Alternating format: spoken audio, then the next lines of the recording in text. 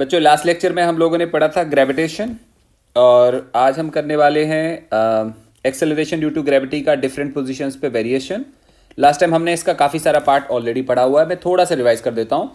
हम लोगों ने पढ़ा था कि ये हमारे पास अर्थ और अगर इसके आसपास हम किसी भी बॉडी को प्लेस करें, लेट्स से हम अर्थ के सरफेस पे बॉडी को प्लेस करें तो अर्थ इस वाली बॉडी को अपनी तरफ खींचती है और अगर हम इस वाली बॉडी को रिलीज कर दें इस पोजीशन से तो ये एक्सेलरेट होती है और ऐसे वाले एक्सेलरेशन को बोलते हैं हम acceleration due to gravity and that comes out G M upon R square, जहां पे आर का मतलब रेडियस ऑफ अर्थ और मास का मतलब है एम का मतलब है मास ऑफ अर्थ। ये हम लोगों ने देखा, बट ध्यान देने वाली बात क्या है, ये केवल कहां पे होगा, अर्थ के सरफेस के पास होगा। अगर हम अर्थ के सरफेस से ऊपर जाते हैं या नीचे जाते हैं तो जी में वेरिएशन आएगा। ये हम लोगों ने लास्ट टाइम देखा था। सो अगला पॉइंट है हमारे पास variation in acceleration due to gravity. So पहला वाला पॉइंट था विद हाइट, और ये चीज में भी मैंने आपको पढ़ा दी थी, दोबारा से ब्रीफ करते हैं। ये हमारे पास अर्थ, अगर हम इससे किसी हाइट h पे होते हैं और यहां पे बॉडी को रिलीज करते हैं तो ये एक्सेलरेट होती है और ऐसे वाले एक्सेलरेशन को बोलेंगे हम g dash and that was equal to g m upon r plus h का होल स्क्वायर, जहां पे m होगा m e, r होगा r e, ऐसे कुछ आएगा। इसको और सिंप्लीफाई करते थे तो हमारे पास आ जाता था g dash equal to g upon 1 plus h by R E का होल स्क्वायर। मतलब हम इसको ऐसे भी लिख सकते हैं, ऐसे लिख सकते हैं, दोनों का मतलब सेम है। लेकिन एक कंडीशन हम लोगों ने लगाई थी कि अगर h r से बहुत छोटा हो, मतलब हाइट बहुत ज़्यादा ना हो, कोई 100 metre 1 kilometre 2 kilometre short height है, तो वैसे वाले केस में ये फॉर्मूला लगाने की ज़रूरत नहीं है। वी कैन हैव, इसको सिंप्लीफाई कर सकते हैं। ऐसे केस में फॉर्मूला आता है G dash equal to G 1 minus 2h upon R E. ये हम लोग ऑलरेडी पढ़ चुके हैं, ये मैंने आपको ब्रीफ कर दिया। अब हम बात करते हैं कि variation in acceleration due to gravity. First point पढ़ा विद हाइट, अब हम पढ़ते हैं second point and second point is with depth. अब हम डेप्थ की बात करते हैं। डेप्थ का मतलब क्या हुआ, ये हमारे पास अर्थ और हम सरफेस के ऊपर नहीं है, हल्का सा नीचे जाते हैं। तो हल्का सा नीचे जाएंगे तो लेटेस्ट से हम इसको डिगिंग करते हैं और डिगिंग करके हम सपोज करो कि हम यहाँ तक चले गए, यहाँ, और हमने यहाँ पे एक मास को रखा, एक मास यहाँ रखा हुआ है। तो हम क्या देखेंगे, इसको अर्थ अट्रैक्ट करेगी। शेल थ्योरम के हिसाब से हम लोगों ने क्या पढ़ा था कि अगर हम किसी भी शेल के अंदर हों तो उसकी वजह से फोर्स नहीं लगेगा। लेट्स से हमारे पास एक शेल है, ऐसे थिक शेल है, ये शेल है, अगर हम यहाँ कहीं भी होंगे तो इसके ऊपर नेट फोर्स आएगा जीरो। इसका क्या मतलब समझ आता है कि हम जहां होते हैं उसके आउटर में जितना मास होता है उसका इफेक्ट जीरो आता है। मतलब वेयर एवर वी आर, उसके आउटर में जितना भी मास होगा उसका इफेक्ट इस वाले मास पे कोई भी नहीं आने वाला। इसका मतलब ये जो मास हमें दिख रहा है, ये वाला मास, इस पे अट्रैक्शन, अगर हम इसकी बाउंड्री बनाएं ऐसे कुछ लाइक एक स्मॉल स्फीयर बना दिया, तो हम लोग क्या देखेंगे कि हम यहाँ पे है ना, मतलब इसके आउटर वाला, आउटर का मीन्स ये वाला जो मास होगा ये इसको अफेक्ट नहीं करेगा। इस वाले मास की वजह से इस स्मॉल एम पे कोई फोर्स नहीं आने वाला। फोर्स किसकी वजह से आएगा, फोर्स आएगा इस मास की वजह से। डेप्थ को हमने अंडरस्टैंड कर लिया कि डी के इक्वल है और रेडियस थी आर के equal, this whole radius was R और आर ई, तो ये वाला जो रेडियस बचेगा, ये this much radius is R minus D. इसका मतलब जो फोर्स लगेगा, force on small M is due to earth of radius R minus T. मतलब स्मॉल एम मास जो हमें दिख रहा है इसके ऊपर जो फोर्स काम करेगा, इसके ऊपर पूरी अर्थ का फोर्स नहीं लगेगा, बट कितने का लगेगा, आर माइनस डी रेडियस का जो अर्थ आएगा उतने का फोर्स लगेगा। परफेक्ट हो गया। तो अगर पूरे अर्थ का मास एम के इक्वल था तो इतने अर्थ का मास एम नहीं होगा, उसको हम कुछ एम डैश मान लेते हैं। क्लियर। तो force on M is due to earth of radius R minus D और ये फोर्स आएगा F equal to G small M M dash upon R minus D whole square. ऐसा हम लोगों ने क्यों करा, क्योंकि मैंने आपको बताया था कि जब भी बॉडी स्फेरिकल होती है, ये स्फेरिकल बॉडी है, इसका सारा मास कॉन्सेंट्रेटेड कहां पे अज्यूम होता है, सेंटर के ऊपर। सो जो बचा हुआ मास है, मतलब आर माइनस डी रेडियस का जो अर्थ है, उसका मास कहां पे कॉन्सेंट्रेटेड अज्यूम होगा, इस वाले पॉइंट पे, और उसका स्मॉल एम से कितना डिस्टेंस है, आर माइनस डी। इसका मतलब हुआ अर्थ और इस छोटे से मास के बीच में जो फोर्स आएगा वो इतने के इक्वल आएगा। परफेक्ट। अब बात आ जाती है कि ये एम डैश क्या चीज होगा, इसको हम निकालेंगे वॉल्यूम के हेल्प से। मतलब वॉल्यूम के हेल्प से का मतलब हम ये मान लेते हैं कि अर्थ की डेंसिटी सब जगह यूनिफॉर्म है। मैंने वर्ड क्या किया, हम मान लेते हैं, सच में ऐसा नहीं है, but we consider that earth has density uniform. तो मास कैसे निकलेगा, so that m dash would be density multiplied by volume. कौन सा वाला volume, inner volume, and that density multiplied by volume होगा 4/3 pi r minus D whole cube. This is the volume. Now what about density, density होगी mass upon volume, and mass upon volume कौन सा, सी density हम calculate करते हैं overall मास की help से। ये ओवरऑल मास हमें दिखाई दे रहा है। ओवरऑल मास कितना है हमारी अर्थ का, ये हम लोग मान चुके थे ऑलरेडी, m और me के इक्वल है, और ओवरऑल रेडियस कितनी है, r के इक्वल है। सो इसका जो डेंसिटी आएगा वो कितने के इक्वल आएगा, it would be me divided by 4/3 pi R E का क्यूब, इसको भी हम आर ई मान लेते हैं, परफेक्ट। और ऊपर कितना आ रहा है, 4/3 pi R E minus D whole cube. यहां से 4/3 पाई और 4/3 पाई कैंसिल हो जाता है। So we have got this relation as m upon R E cube into R E minus D का whole cube. This is something m dash. ये अभी हम m डैश निकाल पाए। अब हम दोबारा से फोर्स कैलकुलेट करते हैं। तो बेटा फोर्स की वैल्यू आएगी F equal to G m dash का मतलब था me upon R E cube into R E minus D whole cube divided by R E minus D whole square. Look at this, ये formula था हमारे पास force का, G m dash upon R minus D whole square. तो ये वाली value हमने यहाँ पे पुट कर दी। तो अब ध्यान से देखा जाए तो ये स्क्वायर है और ये क्यूब है, दो पावर कैंसिल हो जाएंगी। So we'll have this relation F equal to G m e upon R E cube into R E minus D only. ये वाली वैल्यू हमारे पास निकल के आती है। ये फोर्स निकल आया। आप इमेजिन करो कि एक बॉडी पे इतना फोर्स लग रहा है, अगर उस वाली बॉडी को हम रिलीज करते हैं तो क्या होगा, वो एक्सेलरेट करेगी, और ऐसे वाले केस में एक्सेलरेशन को हम बोलेंगे g dash, and that would be equal to f divided by m। और ये रिलेशन निकल के आएगा g m e upon R E cube into R E minus D. This is something जो एक्सेलरेशन निकल के आया। इसी को हम और चाहे तो हम सिंप्लीफाई कर सकते हैं, इसको हम ऐसे लिख सकते हैं g dash equal to g m e upon R E square into R E minus D upon R E. याद करो ये क्या चीज है, this is the acceleration due to gravity on the surface of earth, और इसको हम लोगों ने g बोला हुआ था। तो यहां से रिलेशन आ जाता है g dash equal to g into R E minus D. अगर हम डिवाइड करेंगे तो आएगा 1 minus D upon R E. This is the relation for acceleration due to gravity at depth d। जैसे कोई आपसे बोले एक एग्जांपल कि find acceleration due to gravity at depth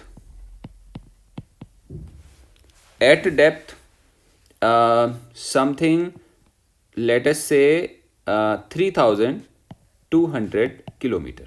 We're talking about this much depth. Find acceleration due to gravity at depth 3200 kilometer. किसी ने ऐसे कहा आपसे फाइंड करने के लिए, तो आप क्या बोलोगे, आप बोलोगे सर हमें मालूम है g dash equal to g 1 minus d upon r। d is this much, r is this much. This becomes g 1 minus 1/2, that is g/2। तो क्लियर हो गया कि अगर हम इतने डेप्थ पे जाते हैं तो acceleration due to gravity g होने की जगह क्या होगा, उससे हाफ होगा। कोई आपसे ऐसे पूछे कि find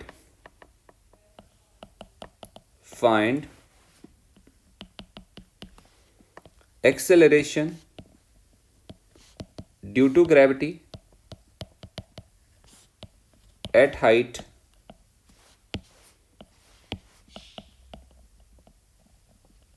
at height 6400 kilometer from surface of earth. Also find depth at which it has same value.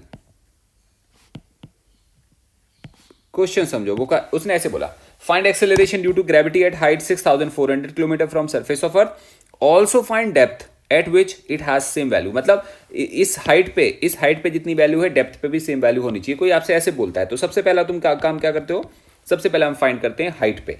लेकिन हाइट का फॉर्मूला याद रखना पड़ेगा, वो क्या था, G dash equal to G upon 1 plus H by R का whole square. Perfect. Now this equal to G divide by 1 plus H का मतलब 6400, आर का मतलब भी होगा 6400 का होल स्क्वायर, नीचे आ जाएगा जी बाय 4। ये हमें क्लियर हो गया। ये इंपॉर्टेंट नहीं था, ये हम जानते हैं ऑलरेडी। इंपॉर्टेंट क्या था, उस वाली डेप्थ को फाइंड करो जहां पे acceleration due to gravity same होगा। तो हम क्या मान लेंगे, हम अज्यूम कर लेंगे कि at depth D acceleration due to gravity is G into 1 minus D by R. और अभी क्या बात हो रही है कि ये वाला जी कितने के इक्वल आना चाहिए, ये वाला जी इतने के इक्वल आना चाहिए। So now we put value and that is G by 4 equal to G 1 minus D by R. So left hand side becomes 1 by 4 equal to 1 minus d by r, और यहां से आता है d by r is equal to 3 by 4, और यहां से आता है d equal to 3 by 4 r। इसका मतलब कितने डेप्थ पे, 3 by 4 ऑफ r डेप्थ पे अगर हम जाएंगे तो हमारे को वैल्यू मिलेगी इक्वल टू द सेम। मतलब r हाइट पे जो वैल्यू मिलेगी और 3 by 4 r डेप्थ पे जो वैल्यू मिलेगी, दोनों की वैल्यू इक्वल आएगी। So it was about the acceleration due to gravity at depth. हम लोग पढ़ रहे हैं वेरिएशन, हम लोगों ने पढ़ा हाइट के साथ वेरिएशन आ रहा है, हम लोगों ने पढ़ा डेप्थ के साथ वेरिएशन आ रहा है। अब हम पढ़ते हैं अगली चीज, that is the third point, और वो है due to shape, due to shape of earth. हमें मालूम है अच्छे से कि अर्थ पूरी तरह से राउंड नहीं है, इट्स नॉट कंप्लीट स्फीयर। ये हल्का सा डिप्रेस्ड है नियर पोल और बल्जिंग आउट नियर इक्वेटर, मतलब हल्का सा गैप है इसमें, और वो गैप है कुछ ऐसे है। और अगर हम इसको देखते हैं ध्यान से, ये हमारे पोल्स हैं, these are poles and this is equator. Perfect. तो अगर ध्यान से देखा जाए तो जब हम पोल के ऊपर होंगे तो सेंटर के ज़्यादा पास हैं, इक्वेटर पे होंगे तो हम सेंटर से दूर हैं। इसका मतलब पोल के ऊपर एक्सेलरेशन ड्यू टू ग्रेविटी ज़्यादा आएगी क्योंकि यहाँ पे अट्रैक्शन कम लगेगा, और यहाँ पे कम आएगी क्योंकि यहाँ पे अट्रैक्शन ज़्यादा लगेगा अगर हम यहाँ होंगे, और यहाँ पे अट्रैक्शन कम लगेगा। तो हम लोग क्या कह सकते हैं, हम कह सकते हैं g is maximum near pole and minimum near equator. Clear है। कोई आपसे रीजन पूछे कि रीजन क्या है, तो आपने क्या लिखना है कि the distance of pole from centre is relatively lesser than distance of equator from the centre. So attraction on the polar points is maximum and attraction on the equatorial point is minimum. So at this point अगर हम इसको नाम देते हैं कुछ 1, we से 2, we से 3 and we से 4। कोई आपसे पूछे कहां पे सबसे ज्यादा एक्सेलरेशन ड्यू टू ग्रेविटी होगी, तो तुम बोलोगे G1 सबसे ज्यादा होगा, 2 पे उससे कम, 3 पे उससे कम, और 4 पे सबसे कम। ये हमारे पास एक्सेलरेशन ड्यू टू ग्रेविटी का फ्लो आएगा। 1 पे सबसे कम आएगा, जैसे जैसे हम इक्वेटर की तरफ जाते जाएंगे वैसे वैसे जी की वैल्यू क्या होती जाएगी, रिड्यूस होते चले जाएगी। परफेक्ट हो गया। Now we have fourth point and that is due to rotation. हमें अच्छे से मालूम है कि अर्थ रोटेट होती है अबाउट द पोलर एक्सिस। तो जब एक और बात ध्यान रखना, जब हम एक कंसेप्ट पढ़ते हैं तो हम दूसरे कंसेप्ट को कंसीडर नहीं करते, नहीं तो वो कंसेप्ट पूरा समझ में नहीं आता। इस वाले कंसेप्ट में हमने क्या माना था कि अर्थ इस तरह से है, लेकिन जब हम यहाँ पे इस कंसेप्ट की बात करेंगे तो वील कंसीडर कि ये ऐसे है, स्फेरिकल है। अदरवाइज दो कंसेप्ट एक साथ मिल जाएंगे तो प्रॉब्लम आ जाएगा। सो हमारी अर्थ ऐसे घूम रही है, ऐसे रोटेट कर रही है। जब ये ऐसे रोटेट करेगी तो आप इमेजिन करो कि it is rotating with some omega. कोई आपसे पूछे अर्थ का ओमेगा कितना होगा, तो तुम बोलोगे 2π/t होगा। नाउ व्हाट अबाउट t, तो आंसर आएगा t होगा 24r। अगर हम इसको सेकंड में कन्वर्ट करें तो क्या लिखेंगे, 2π, we'll have this 2π divided by 24 divided by 60 and 60 3600। और ध्यान से देखा जाए तो ओमेगा काफी छोटा आ रहा है क्योंकि डिनोमिनेटर काफी बड़ा है। तो अगर ओमेगा की वैल्यू काफ़ी छोटी है, इसका मतलब है अर्थ रोटेट तो ऐसे करती है कि 24 आवर में कंप्लीट सर्कल हो जाता है, लेकिन एक्चुअली ओमेगा की वैल्यू हमें उतनी ज़्यादा समझ में नहीं आ रही है, बट फिर भी ये सफिशिएंट है अर्थ को घुमाने के लिए। तो आप इमेजिन करो कि अर्थ ऐसे रोटेट कर रही है और हम यहाँ पे होते हैं, यहाँ पे पोल पे होते हैं। अगर हम पोल पे होंगे तो हमारे पे सेंट्रीफ्यूगल फोर्स का कोई इफेक्ट नहीं काम करेगा। मतलब जैसे एक डिस्क रोटेट हो रही है और तुम डिस्क के सेंटर पे खड़े हो तो उसके रोटेशन का इफेक्ट नहीं आएगा, लेकिन तुम डिस्क के सबसे डेड लास्ट एंड पे खड़े हो तो तुम्हारे पे उस चीज का इफेक्ट आएगा। जैसे आप इमेजिन करो कि तुम यहां पे हो और अर्थ घूम रही है, तुम यहां हो। जब तुम यहां पे हो तो तुम अर्थ के साथ साथ घूम रहे होगे। Let's say you are at this point, earth is rotating, तो तुम इतने रेडियस में, मतलब कंप्लीट रेडियस में घूम रहे होगे। जब तुम कंप्लीट रेडियस में घूमोगे तो तुम्हारे पे सेंट्रीफ्यूगल बाहर को लगेगा, और सेंट्रीफ्यूगल बाहर लगने की वजह से तुम्हारे पे अर्थ का जो अट्रैक्शन आएगा वो तो सेम आ रहा है, लेकिन जो नेट फोर्स आएगा, नेट फोर्स वो डिक्रीज हो जाएगा। इसका मतलब इस वाले पॉइंट पे net pull towards the earth centre reduce हो जाएगा, लेकिन यहां पे रिड्यूस नहीं होगा क्योंकि कोई सेंट्रीफ्यूगल फोर्स काम नहीं कर रहा है। अगर तुम यहां पे होगे, यहां पे, तो अर्थ घूम रही है कुछ ऐसे, तो तुम घूम रहे होगे किस वाले रेडियस में, you are rotating in this radius. तो जो तुम्हारा सर्कल होगा, अगर हम यहां पे हैं और हमारा सर्कल कौन सा होगा, ये वाला सर्कल होगा। और सेंट्रीफ्यूगल हमेशा कहां लगता है, सर्कल के सेंटर से बाहर की तरफ, तो सेंट्रीफ्यूगल लगेगा इस तरफ। और तुम पे ग्रेविटी का अट्रैक्शन कहां लगेगा, वो लगेगा इस तरफ। बट ऑब्वियस ही बात है, इसके ऊपर केवल ग्रेविटी का अट्रैक्शन काम नहीं कर रहा। आप इमेजिन करो कि अर्थ में रोटेशन नहीं होता, मतलब हम पहला केस मान के चलते हैं, case 1, we assume no rotation. अगर अर्थ में कोई रोटेशन नहीं होगा तो फिर क्या होगा, नो सेंट्रीफ्यूगल फोर्स, कोई भी सेंट्रीफ्यूगल फोर्स नहीं लगेगा, तो जी सब जगह कैसा होगा, सेम होगा। अगर हम मान के चलें कि अर्थ का शेप यूनिफॉर्म है, अभी शेप की बात हो रही, शेप की बात हम लोग पढ़ चुके ना। अगर हम इस वाले केस में शेप को कंसीडर ना करें तो हम लोग क्या बोलेंगे कि अगर रोटेशन नहीं हो रहा अर्थ का, नो रोटेशन, तो नो सेंट्रीफ्यूगल फोर्स। क्लियर। और सेंट्रीफ्यूगल फोर्स नहीं लगेगा तो जी सब जगह कैसा होना चाहिए, सेम होना चाहिए, क्योंकि हम शेप को तो कंसीडर यहां पे कर नहीं रहे, तो यहां पे जी सेम होना चाहिए। बट एक्चुअली क्या हो रहा है, एक्चुअली अर्थ रोटेट हो रही है। तो सच में हम केस 1 नहीं बात कर रहे हैं, केस 2 की बात कर रहे हैं। Case 2, there is rotation, there is rotation. अगर सच में रोटेशन है तो देयर इज सेंट्रीफ्यूगल फोर्स, और अगर सेंट्रीफ्यूगल फोर्स लगेगा तो इफेक्टिव जी, तो g effective is different at different points. मतलब जितने पॉइंट्स हम लोग देख रहे हैं उन पे जी इफेक्टिव की वैल्यू कैसे आने वाली है, डिफरेंट आने वाली है। क्लियर है। मतलब यहां सबसे ज्यादा आने वाला है और यहां सबसे कम आने वाला है। मतलब प्रीवियस आर्टिकल जो हमने पढ़ा था उसमें भी हमें दिखाई दिया था कि यहां पे कम आने वाला है, और रोटेशन के हिसाब से भी हम देख रहे हैं यहां पे सबसे कम आएगा, क्योंकि सेंट्रीफ्यूगल कहां पे लग रहा है, बाहर की तरफ लग रहा है। आई होप आपको समझ में आ गया। इसका मतलब जी वेरी करेगा, जी सबसे ज्यादा पोल पे होगा और इक्वेटर पे सबसे क्या होगा, सबसे कम होगा। सो जी या acceleration due to gravity is maximum at poles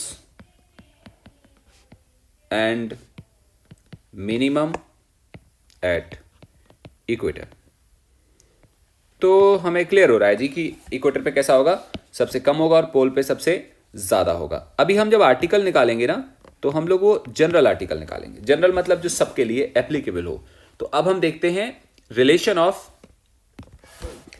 of acceleration due to gravity at general point. So we have this earth rotating about this axis, ऐसे घूम रही है, और जनरल पॉइंट का मतलब हुआ कि हम इसको इक्वेटोरियल लाइन बोल देते हैं, और इस रेफरेंस लाइन से हम एंगल, किसी पर्टिकुलर एंगल पे चलते हैं। Let us say we are talking about theta angle. अगर हम थीटा एंगल पे बात करेंगे और यहाँ पे हमारे पास कोई बॉडी है और ये बॉडी रोटेट कर रही है इस वाले सर्कल में, ऐसे घूम रही है, तो जब ये घूमेगी तो अगर ये वाला रेडियस, इसको हम c मान लेते हैं और इसको हम p मान लेते हैं, जो cp होगा वो r के इक्वल होगा। क्लियर। और ये इसका न्यू सेंटर होगा सर्कल का, तो जो ये वाला रेडियस होगा ना, ये वाला रेडियस, ये बेसिकली दिस रेडियस, ये कितने के इक्वल होगा, ये बिल्कुल उतने के इक्वल होगा जितना ये होगा, दिस इसके इक्वल होगा, क्योंकि हमें मालूम है ये और ये इक्वल है। तो अगर ये r है तो ये वैल्यू कितनी आएगी, r cos थीटा के इक्वल आएगी। So that radius is R cos theta. इसका मतलब जो पार्टिकल हमें दिख रहा है वो पार्टिकल एक्चुअली घूम रहा है किस सर्कल में, आर कॉस थीटा के रेडियस में। तो इस वाले पार्टिकल पे सेंट्रीफ्यूगल लगेगा कहाँ पे, बाहर को, और इसको हम बोलेंगे एफ सेंट्रीफ्यूगल, और वो इक्वल टू आएगा M omega square into R cos theta. और अगर हम रोटेशन को कंसीडर नहीं करते तो इस वाली बॉडी पे अट्रैक्शन काम करेगा कहाँ पे, अर्थ के सेंटर की तरफ। ये अर्थ हर बॉडी को अपनी सेंटर की तरफ खींचती है, तो इस वाली बॉडी पे एक लगेगा अट्रैक्शन अंदर की तरफ, और वो अट्रैक्शन कितना होगा, वो होगा mg के इक्वल। इसका मतलब अगर इस वाली बॉडी को हम बाहर पे डायग्राम बना के देखें तो वील फाइंड कि यहाँ पे दो फोर्स काम कर रहे हैं, एफ सेंट्रीफ्यूगल और एक काम कर रहा है mg। हमने क्या कैलकुलेट करना, हमने देखना है कि इसके ऊपर एक्चुअली नेट फोर्स कितना काम कर रहा है। अब की बारी नेट फोर्स mg नहीं है क्योंकि सेंट्रीफ्यूगल इसको बाहर को खींचने की कोशिश कर रहा है। So effective force is less than mg। इसको निकालने के दो तरीके हैं। तरीका नंबर 1 कि हम क्या करें, हम लोग इन दोनों के बीच का एंगल निकाल लें, और वेक्टर सम के हिसाब से जो हम दो फोर्सेस का वेक्टर सम जानते हैं पैरेललोग्राम लॉ के हिसाब से, उसको हम इन दोनों को क्लब करके नेट फोर्स कैलकुलेट कर सकते हैं, मेथड नंबर 1। बट ये कैलकुलेशन बहुत लेंथी, लंबा सा जाता है, तो इसका एक और मेथड है। एक और मेथड क्या है कि इस वाली बॉडी पे पुल कहाँ पे लग रहा है, सेंटर की तरफ। हम देखें कि इस सेंटर के ऑपोजिट डायरेक्शन में इस पे रिपल्शन या बाहर वाला कितना फोर्स काम करता है। ये वाला फोर्स बॉडी को सेंटर की तरफ खींच रहा है, इस वाले फोर्स के होंगे दो कंपोनेंट। अगर हम यहाँ पे डायग्राम, ओरिजिनल डायग्राम में देखें ऐसे कुछ, तो यू विल फाइंड कि दिस इज ऑल्सो थीटा, क्योंकि अगर ये थीटा है तो ये भी थीटा होगा। इसके दो कंपोनेंट आएंगे, एक आएगा इधर और एक आएगा पैरेलल। पैरेलल से हमें मतलब नहीं है क्योंकि वो हमारे ग्रेविटेशन अट्रैक्शन को इंडिकेट नहीं करा रहा है। सो यहाँ पे जो कंपोनेंट आएगा वो होगा F centrifugal cos theta, because this angle is theta, and other component is sine theta, F centrifugal sine theta. Actually हमें इस बॉडी पे अट्रैक्शन देखना है कि अर्थ के सेंटर की तरफ कितना लग रहा है। ये वाला तो स्लाइडिंग फोर्स है जो एक्चुअली बॉडी को स्लाइड नहीं कर पाएगा क्योंकि इतना ज्यादा होगा नहीं। ज्यादा क्यों नहीं होगा, क्योंकि ओमेगा बहुत छोटा था, आपको याद होगा, तो ओमेगा का स्क्वायर ऑलरेडी बहुत छोटा हो जाएगा। So this value is not so big. ये इतना बड़ा वैल्यू नहीं है कि आप कहेंगे कि बॉडी अपने आप से फ्लाई अवे हो जाएगी, उड़ जाएगी, ऐसा कुछ नहीं होने वाला। इसका मतलब है कि we have to consider this force and this force. So net force towards the centre, ऐसे कह सकते हैं हम, net force F net toward centre is mg minus F centrifugal cos theta. ये नेट फोर्स आएगा, इसको हम आगे लिख सकते हैं ना, this is equal to what, mg minus F centrifugal कितना लिखा था अभी हम लोगों ने, m omega square R cos theta, that was centrifugal. Check करो आप लोग, अभी अभी हम लोग ने लिखा था दिस रिटन होगा m omega square R cos theta, और साथ में एक और कॉस थीटा आएगा। तो हम लोग यहाँ पे क्या करेंगे, एक और cos theta, this is centrifugal, साथ में आएगा cos theta. So we have got this value as mg, m को रादर कॉमन ले सकते हैं, g minus omega square R cos square theta. This was net force. ये नेट फोर्स लग रहा है बॉडी के ऊपर, कौन सी बॉडी पे, जो यहां पे रखी है। अगर इस बॉडी को हम छोड़ दें तो क्या होगा, ये बॉडी एक्सेलरेट करेगी किधर को, सेंटर की तरफ। एक्सेलरेशन आएगा समथिंग g और g डैश, कुछ भी कह सकते हैं हम लोग। तो हम यहाँ पे एफ नेट को क्या लिख सकते हैं, mg dash equal to m g minus omega square R cos square theta. यहाँ पे दो g लिखे हैं। g का मतलब क्या है, g का मतलब है वो एक्सेलरेशन जो लग सकता है बॉडी पे अगर हम अर्थ का रोटेशन कंसीडर ना करें। If we assume that earth is not rotating, अगर हम मान लें कि अर्थ रोटेट नहीं कर रही है तो जितना एक्सेलरेशन लगेगा उसको हम g बोलेंगे। तो फिर g डैश क्या है, g डैश वो एक्सेलरेशन है जो अर्थ के रोटेशन के टाइम पे आ रहा है, actually when acceleration is arising. So this g dash equal to g minus omega square R, साथ में आएगा cos square theta. This is the effective acceleration due to gravity on the body जो किसी particular position पे रखी है। अच्छा, अगर हम इसी से बात करें case 1 case 2, point number 1 on pole, poles के ऊपर क्या होगा, पोल्स के ऊपर थीटा की वैल्यू 90 आएगी। चेक करो आप लोग, थीटा 90 आएगा तो कॉस 90 कितना हो जाएगा, 0 हो जाएगा। इसका मतलब g dash equal to g। ये क्या बोल रहा है, g डैश का मतलब था रोटेशन की वजह से g में फर्क आना, और g का मतलब क्या है, g है एक्चुअल विदाउट रोटेशन। तो पोल के ऊपर रोटेशन का कोई इफेक्ट पड़ेगा नहीं, इसका मतलब वहां पे जो g की वैल्यू आएगी वो उतनी आएगी जितनी बिना रोटेशन के होती थी। अगर हम बात करते हैं इक्वेटर पे, now we have second point, और अब हम बात कर रहे हैं इक्वेटर पे। इक्वेटर पे थीटा की वैल्यू आएगी 0, तो कॉस थीटा आएगा 1, so g dash equal to ji minus omega square R. कोई बोले percentage change in g on equator, equator के ऊपर कितना परसेंट चेंज हो गया रोटेशन की वजह से। पोल पे तो कोई चेंज नहीं आया, पोल पे तो 0% आया। इक्वेटर पे कैसे समझाएंगे, तो तुम बोलोगे परसेंटेज चेंज को कैसे समझाओगे, जी original minus ji effective divided by ji original multiplied by 100। Percentage ऐसे निकालते ना, जी की एक्चुअल वैल्यू जी थी, acceleration due to gravity was जी, लेकिन रोटेशन की वजह से जी डैश आ रहा है, so change upon initial multiply by 100, ऐसा कुछ, and this value comes out. ऊपर से देखो क्या वैल्यू आएगी, ये आएगा omega square R divide by G multiplied by 100। So this is the percentage change. कोई आपसे कभी पूछे कि इक्वेटर पे जाने पे कितना जी में परसेंटेज चेंज आ जाता है, तो आप बोलोगे इतनी वैल्यू आती है।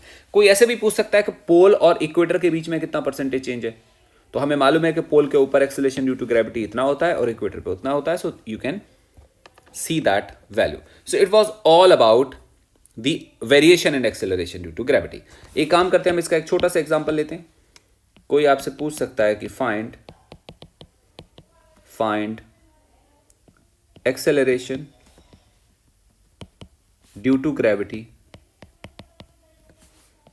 Eight point 1 and 2। अब ये पॉइंट 1 एंड 2 कहां पे है, तो मैं अर्थ दिखा देता हूं आपको।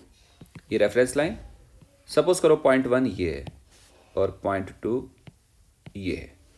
ये एंगल है 30 degree and this whole angle is 60 degree. Point 1 पे एक्सेलरेशन ड्यू टू ग्रेविटी आता है g1 मान लो, तो क्या आएगा g minus omega square R cos square 30 that equal to g minus omega square R cos square 30 that is 3/4. Now this is equal to 9.8 minus omega का मतलब था 2 pi upon 24 into 3600 multiplied by R that is 6.4 into 10⁻⁶, और ये था omega. पहले हम omega का square करेंगे, आर को हम हटा देते हैं यहाँ से।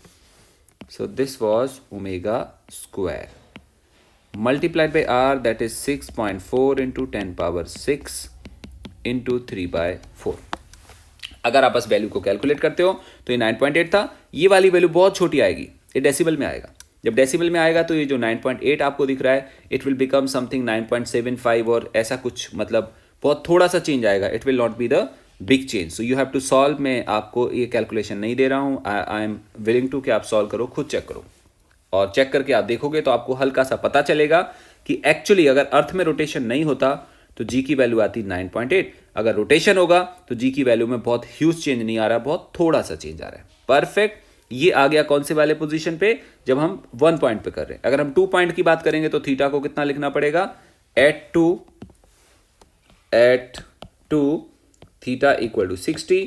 सो we have this G dash equal to ji minus omega square R cos square 60, and cos 60 होता है हाफ, सो उसका स्क्वायर करेंगे तो 1/4 आ जाएगा। So this is g minus omega square R divided by 4 is g dash. अगर आपने ये वाली वैल्यू को कैलकुलेट कर लिया जो आपको दिख रहा है, तो फिर आप उस वाली वैल्यू को भी कैलकुलेट कर पाओगे, एंड आप देखोगे दोनों केसेस में g में बहुत ज़्यादा फर्क नहीं आ रहा है, थोड़ा सा फर्क आ रहा है। इसका मतलब रोटेशन का इफेक्ट होता है नो डाउट, बट इतना ज़्यादा नहीं होता कि वो बहुत सिग्निफिकेंट हो। बहुत सिग्निफिकेंट होता तो बहुत प्रॉब्लम होता। अगर हम इक्वेटोरियल जोन में रह रहे होते तो जी डिफरेंट आता, हम सडनली पोलर जोन में किसी वजह से जाते या पोलर एरिया में चले जाते तो हमें बहुत ज़्यादा जी में अगर फ़र्क आता तो डिफरेंसेस इतने ज़्यादा फील होते कि हम उसको बियर नहीं कर पाते। इसलिए जी में बहुत ज़्यादा वेरिएशन यहाँ से लेके यहाँ तक में नहीं होता है। So it was all about the variation in acceleration due to gravity. Next topic is gravitation field intensity. ये क्या होती है, अगर हम जैसे अभी अभी स्टडी कर रहे थे, हमारे पास ये अर्थ है, अगर हमारे पास कोई बॉडी होगी, इसको हम छोड़ेंगे तो ये नीचे को भागेगी, मतलब इस पर एक फोर्स लगेगा, इस पर एक फोर्स लगेगा तो ये रन कर रही है। अच्छा एक चीज सोचो आप कि अगर बॉडी होगी तो उस पर फोर्स लगेगा तो भागेगी, अगर यहां बॉडी नहीं होगी तो, अगर बॉडी नहीं होगी तब भी इस अर्थ के आसपास एक तरह का जोन बन जाएगा जो अट्रैक्टिंग जोन होगा, कि अगर इस वाले जोन में कोई भी दूसरा पार्टिकल आएगा तो वो अट्रैक्ट होगा कहां पे, अर्थ के सेंटर की तरफ, मतलब ऐसे अट्रैक्ट होगा। बॉडी नहीं है यहाँ पे, कोई भी पार्टिकल नहीं है, बट इस अर्थ का सराउंडिंग में एक नेचर डेवलप हो गया, ऐसे डेवलप हो गया जो किसी भी बॉडी को अपनी तरफ खींच सकता है। मतलब अगर यहां बॉडी नहीं होगी तो पुल नहीं होगी, बट अगर बॉडी आ जाएगी तो बॉडी पुल होना शुरू हो जाएगी। इस वाले नेचर को बोलते हैं हम ग्रेविटेशन फील्ड इंटेंसिटी। मतलब किसी भी मास, एनी मास, नॉट नेसेसरी कि अर्थ हो, एनी मास, इसके आसपास एक रीजन बन जाता है जहां पे दूसरे मास पार्टिकल अट्रैक्ट हो सकते हैं। तो अगर कोई आपसे बोले इसकी डेफिनेशन बताओ, तो हम लोग कह सकते हैं कि region around any mass particle where other mass particles may get attracted. मतलब इस मास के आसपास का वो सारा रीजन जहां पे दूसरे मास पार्टिकल अट्रैक्ट हो सकें, उसको हम बोलते हैं gravitation field. That's called gravitation field. तो ग्रेविटेशन फील्ड इंटेंसिटी क्या होती है? इंटेंसिटी होती है कि अगर हम यहां पे किसी भी मास को रखें, लेट्स से स्मॉल m, ये वाले मास को हम कैपिटल M मान लेते हैं और यहां से लेके यहां तक का डिस्टेंस हम r मान लेते हैं, तो हम क्या देखेंगे कि ये बड़ा वाला मास इस छोटे मास को अपनी तरफ खींचेगा by some force F, that is Gmm upon R square. But ये फोर्स है, ये इंटेंसिटी नहीं है। ग्रेविटेशन फील्ड इंटेंसिटी दो मासेस का नेचर नहीं है, बट वो इंडिविजुअल मास का नेचर है। तो इसके और इसके बीच में इतना फोर्स लगेगा। लेकिन मान लो कि यहां पे ये मास नहीं होता तो फोर्स तो नहीं लगेगा, लेकिन इस वाले बड़े वाले मास का यहां पे एक टेंडेंसी जरूर होगा जो किसी भी मास को खींच सकता है।